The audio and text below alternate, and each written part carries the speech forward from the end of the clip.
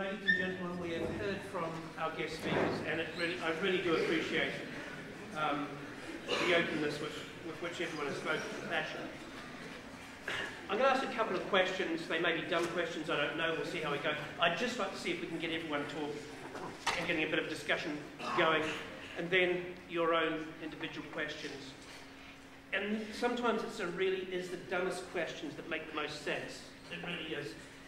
You're in the defensive position, Mr. Anderton, because you hold the status quo, so therefore the aggressors are coming round. That's the reason I was brought into I know. Can I ask you though, hand on heart, can you look out there to all those people and say, yes, yeah, prohibition is a success. We're talking cannabis. Prohibition is a success. There's no social or economic policy that you can describe as a total success. But if I had a choice between prohibiting harmful drugs and not, I'd choose it every time. No question. So take that a little further though. If you can't say it's a success, why do you personally continue with it? Well, you know, you use the word success, and I don't know exactly what you would mean by that.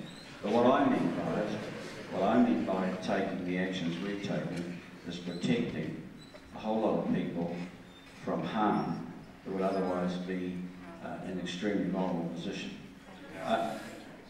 It's very clear to me that the reason that alcohol is so pervasively destructive in this country is it's so easily available.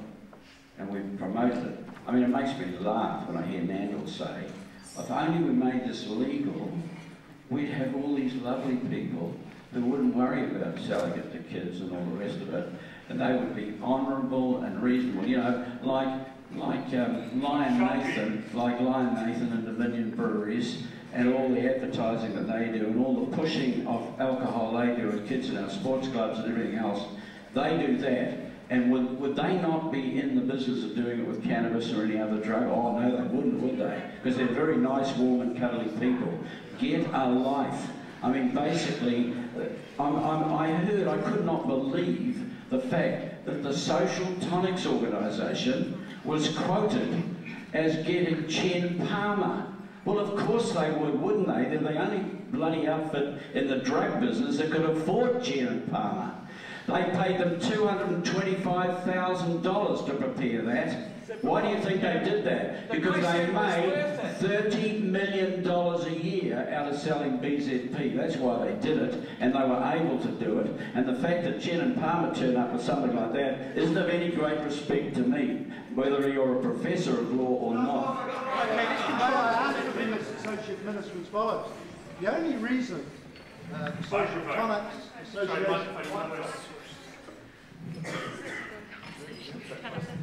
The only reason they did so was that Parliament, having enacted a scheme for the promulgation of regulations on all kinds of detail, the Ministry of Health didn't draft it. Now, show me one other example where such elaborate provision has been made for social regulation and nothing has been done by the minions in the ministry for 2.5 years. Well, you know, I used to have a lot of respect for teachers when I was a kid at school, because I used to think they knew everything. And then when I went to training college and university, I used to have also respect for professors. I would like to actually mark your speech tonight in terms of the facts that you actually did not give, and the misleading with D-, and I'd love to actually have I've always wanted to do this to an academic, because I used to hold them in awe, but the more I know about all that goes on, the less I have. Here's the truth about the EACD, the Expert Advisory Committee on Drugs. The Expert Advisory Committee on Drugs was set up by Parliament to advise the Minister of Health or the Associate Minister, who was in charge of drug policy, so that decisions of issues like the classification of drugs will be taken out of the direct political lineage and line of fire. And that's why that committee was set up. It has eminent toxicologists, pathologists, clinicians of various kinds, and those who work at the coalface, of the issues of drug addiction and so on. Now, that committee advised me in 2005 or wherever it was that BZP was not a suitable drug for classification as C1 drug because there was not enough evidence for it to be so classified. And I upheld their decision, as I should, because they advised me. But they said that we should commission research. They said we should commission research so that they would know more about BZP under New Zealand circumstances. And the research organisation that our eminent professor here forgot to tell you about was the National Poison Centre, which actually exists here at the Otago School of Medicine. And the National Poison Centre said that we shouldn't mess around with waiting for any further evidence. Their evidence from their research showed that BZP was so seriously detrimental to those using it, it should be banned immediately. That's what they said. And I was under enormous political pressure from the time I put it on a D schedule. It's not a commission, by the way, it's a committee. On the D schedule, that I should actually ban it immediately. Jackie Dean of the National Party has been campaigning all over New Zealand for me to ban that from day one. And I resisted that until the evidence was in from the research projects that were commissioned by the Ministry of Health. And, you know, this conspiracy theory, oh, 2 people were away. Oh, so no one's ever away from lectures, are they? No one's ever away from any meetings. The 2 people who were away were contacted and asked what their view was, and they gave it so they could be counted in the decision. Now I need to reply to this because I was in Parliament when the EACD was set up.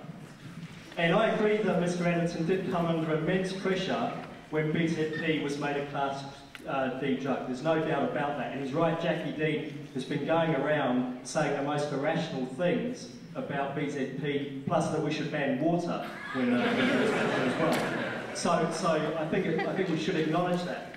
But I also want to make the point that if you read the minutes of the EACD, the Expert Advisory Committee on Drugs, when it came to the decision about scheduling it as a Class C drug, one of the members who was absent in the subsequent meeting complained about the political pressure that the committee was under and the fact that they made an unnecessarily hasty decision. They didn't need to make a decision when members were away, and members complained about the pressure they were under. Now, I supported the setting up of the EACD because I thought it would be really good to get the politics out of drug policy debate and get some real evidence-based decision-making. And the thing that concerns me so much is what I'm seeing is political pressure being brought to bear on that committee to make decisions at the request of political masters.